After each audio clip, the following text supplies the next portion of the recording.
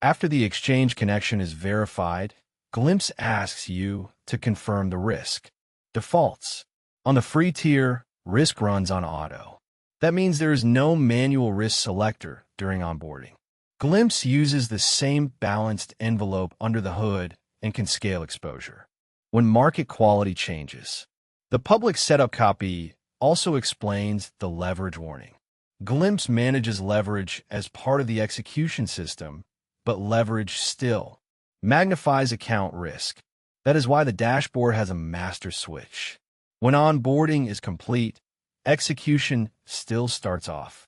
You land in the private dashboard first. You review the desk. You check the risk and execution area. Only then do you decide whether to enable AI execution. If the switch is off, Glimpse can show the desk without placing new orders. If the switch is on, the desk can act according to the connected exchange, permissions, risk controls, and current system state. The safest mental model is connection is not consent. Dashboard access is not execution. The master switch is the final control.